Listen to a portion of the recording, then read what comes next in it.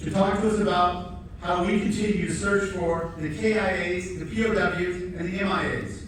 Let's give him our full attention and warm welcome.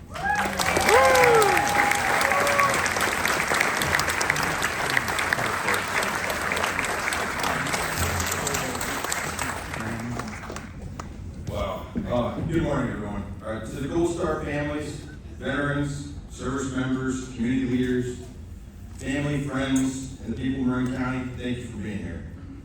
I also want to recognize Sean Stevens, Marin County's Veteran Service Officer, and today's MC. Sean doesn't wait for veterans to fall before he reaches out a hand. He asks a harder question. How do we make sure that they never fall in the first place? That upstream thinking, that refusal to accept crisis as inevitable, has produced results that I want this community to hear. Since 2018, roughly 140 veterans have been housed, leaving fewer than 10 homeless veterans in the entire county.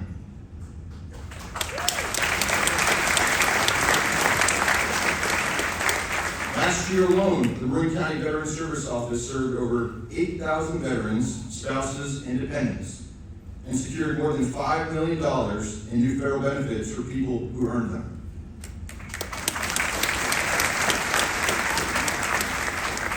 $118 veterans were connected to VA healthcare, 116 Veterans Treatment Court graduates were supported, and veteran suicides in Marin County, once running at 4 or 5 a year, are now down to 1.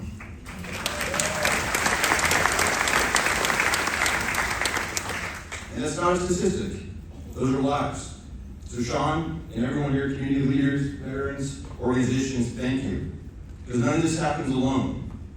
So to the leaders and organizations across Marin County who have partnered in this work, who showed up, rolled up their sleeves, and refused to let our veterans fall through the cracks, this community owes you a debt of gratitude as well. So thank you.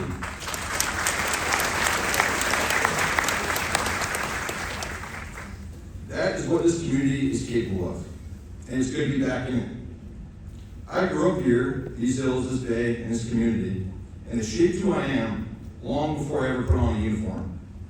Coming home after more than 2 decades in the Army carries a weight that I didn't fully expect.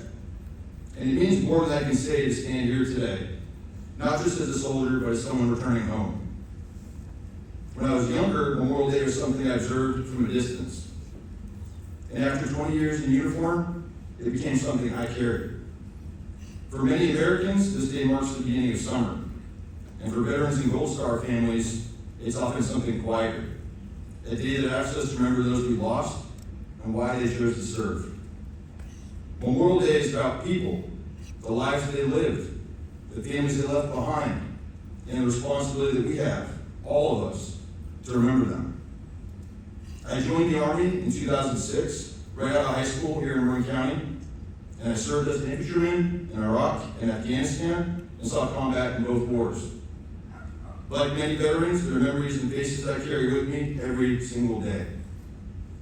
And as a young infantryman, Memorial Day meant honoring those who died in combat. But over time, my understanding of sacrifice changed, deepened really, through 3 very different experiences. Combat showed me the immediate cost of war. The old guard at Arlington National Cemetery showed me the grief that's left behind. And the Department of Defense POW MIA Accounting Agency showed me how long the weight of loss can endure. After combat, I had the honor of serving in the old guard, conducting military funerals at Arlington National Cemetery.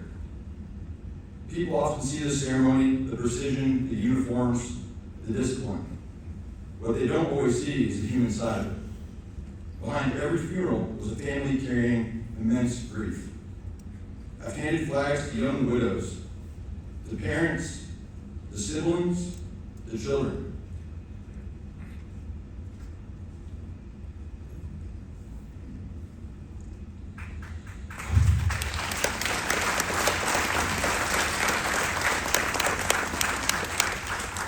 Those moments stay with you. There's a particular weight to placing a folded flag in the hands of a grieving family member and saying, on behalf of a grateful nation. After being parts of hundreds of funerals, those words stop sounding ceremonial and they start feeling deeply human. One thing Arlington taught me is that loss looks remarkably similar no matter who the family is. Every ceremony ended with the same grief, the same heartbreak, and a reminder that when a service member gives everything, the families beside that casket begin carrying something that they will never fully set down. There's also a silence at Arlington that stays with you. Whether you're alone or surrounded by thousands of visitors, it never truly feels loud. It feels solemn, heavy, almost as if the weight of generations rests there. Recently, my brother and two nieces came to visit me in Washington, D.C., and I had the chance to take them to Arlington National Cemetery. And as we walked those hallowed grounds, my oldest niece grabbed my hand. And in that moment, she began asking questions. Why is Arlington here? Who gets buried here? What was it like performing funerals? And as we walked, I found myself pointing towards different sections of the cemetery, telling her the history, and quietly explaining that some of my friends were buried there. There's something about a child's questions that cuts through everything that you think that you already know. She wasn't asking about ceremony or tradition. She was asking about people. And those questions did something that I didn't expect. They made me stop, really stop. I wasn't seeing Arlington through the eyes as a soldier anymore. I was seeing through the eyes of someone trying to explain why it mattered. And realizing in doing so, just how much it did. Not as a cemetery that I had marched through in uniform, but as a place filled with stories of people who were deeply loved. So much came back to me as we walked, and I could see the grieving families. I could see my escort platoon standing at attention in the dead cold of winter as snow fell, standing in rain that blew sideways without anyone flinching, the summer heat, the long days, the exhaustion, the discipline required to carry out every funeral with dignity and precision. But as uncomfortable as those conditions sometimes were, they were nothing compared to the grief that the families in front of us were carrying. That's what stayed with me most. And standing there with my family, I understood something that I don't think I fully appreciated at the time. Serving in the Old Guard may have been one of the most meaningful things that I did my entire career. Because combat teaches you about mortality quickly, but funeral honors teach you how long lost days for the people that are left behind. That understanding of what it means to wait, to grieve, to carry uncertainty for years is what drew me to my current work as a Defense POW MIA county agency. Because if Arlington taught me anything, it's that families need answers. They need to know that the loved one was not forgotten. And for thousands of American families, that answer has never come. DPA's mission is to recover and identify Americans still missing from past conflicts, World War II, Korea, Vietnam, and others, and return them home to their families. Many Americans don't realize that there are more than 80,000 service members that are still unaccounted for. I've met families who waited generations for answers. Others whose grief still feels as immediate as the day that they received a knock at the door. And one of the most humbling things about this work is realizing that some families carry that grief for 70 to 80 years before closure finally came. One of those Americans was Second Lieutenant Donald L. Durand, a pilot from Stockton, California, who was shot down over Belgium during World War II. For decades, his family had no answers, no certainty, and only questions. And it wasn't until recently, through renewed investigation, forensic analysis, and advances in DNA technology, that DPA was finally able to identify him and bring him home.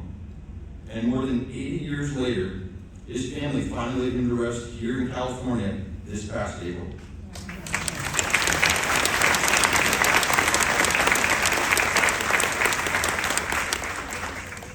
That is what this mission means. It's about ensuring that people are never forgotten. It's about families finally receiving answers. And it's about keeping a promise to those who served, no matter how much time has passed. For most Americans, Memorial Day lasts a day. For some families, the sacrifice lasts a lifetime. And through all these experiences, I've come to understand something that I didn't expect. People often associate Memorial Day with sacrifice and loss. And it is those things.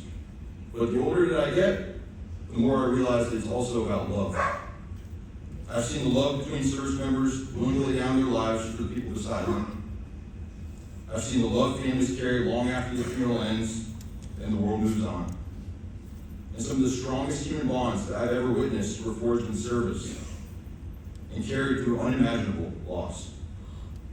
And at its core, Memorial Day is about love of country, love of one another, and love strong enough to sacrifice for something greater than yourself. It's a day of remembrance that is bigger than politics or debates about particular wars. People always hold different opinions about conflict, and that's okay, because that's part of democracy. But we should never lose sight of the human beings who carry the burden of those wars. Every name etched into a memorial, every headstone at Arlington, every American still missing overseas, each was someone's child, someone's spouse, someone's sibling, someone's friend. Most service members never ask to be remembered as heroes. They just hope that they won't be forgotten. And that is why remembrance matters, not as a tradition, but as a responsibility. As we leave here today and return to our lives, I hope we can carry that responsibility with us, not just on this day, but throughout the year. Slow down once in a while. Remember the people behind the uniforms, and remember the families who still carry that loss. And live lives worthy of the sacrifices made on their behalf. Because there are men and women who never got the opportunity to do what we're doing right now. To come home, to grow older, to hold the people that they loved. They gave that up. And what we do with the lives they made possible matters. So standing here today, back home in Marin County, I'm reminded how precious that opportunity truly is. I'm grateful, more than I have words for, to be home. So to the Gold Star families here today, your loved ones are not forgotten. Their stories matter. Their lives matter. And they are remembered because they were and still are deeply loved. Their memory lives on through all of us. Thank you.